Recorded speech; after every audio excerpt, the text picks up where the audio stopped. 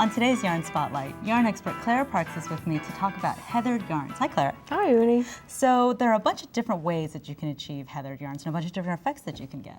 Exactly. The neat thing about color in yarns is that you can introduce it in a lot of different places, like you said. A lot of the yarns that we are used to using, they were dyed after they were spun. Okay. So it's a very unidimensional, like you want red, here's some red. You want blue, here's some blue. But when you get into heathered yarns, like this yarn here, this is a woolen spun yarn. What does woolen spun mean? A woolen spun is kind of the old-fashioned, you think about the lumpy bumpy kind of grandma's yarn. It's the first step in fiber processing where you take the fiber, it's been generally aligned in the right direction, but not really, just still kind of chaotic, and you apply twist to that. What you get is a very airy, lofty, open, kind of jumbled yarn, lots of air. It can have 90% air and only 10% fiber in it. It's fun because the fibers really expand or contract to fill whatever space you give them. So you can use a lot of different needle sizes. You can go up 2 sizes, down 2 sizes. But what's really fun about it, it lends itself well to heathered yarns because you can take 5, 6 different colors of fiber, dye them before mixing them all together, and then spin that. Oh. And instead of a gold, you get this gold that has deep flecks of yellow and orange and pink and a little bit of green running through there. And it gives real depth and nuance to the colors that you're working with. It has a beautiful richness to it. It really does, especially after you wash it. Before you wash it, it's still kind of firm and tidy, but here it's had a chance to really relax and spread out and get to know its neighbors. Let's take a look at the yarn itself here. Yeah, this yarn is composed of 2 plies only that have been stranded together at a pretty reasonable angle.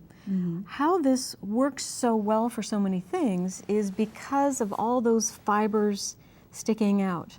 It allows you to do things like simple stockinette. It really fills in the space. It allows you to do textured stitches. They're 3-dimensional but not high relief 3-dimensional. They're not sculptural in a way. It also lets you do color work.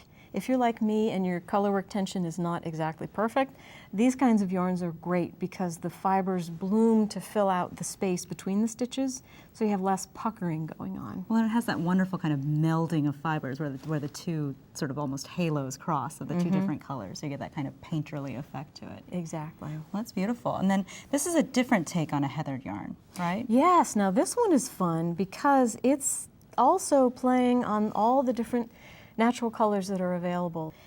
But here's a little secret for you, because with yarn and durability, twist is energy. That's like the law of all yarn.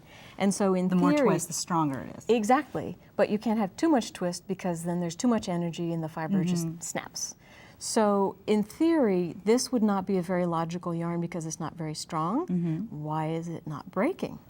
Well, because what they have actually done in this yarn is they have taken 3 strands of barely kind of fold together fibers, twisted them together in a way that it looks like a singles. And it's not cheating, it's helping you out. It's adding body and structure and strength to the end product. But it still retains that wonderful round quality that singles yarns have. Exactly. And these swatches are really fun here, where you can see the roundness of that yarn. Exactly. It's almost popping like knitting with Play-Doh or with a piece of spaghetti. You get absolutely round, clear, vivid stitch definition. Well, and then here you've done the opposite. Exactly. That one had a trip in the washing machine because I had a feeling this would felt and I wanted to see what would happen.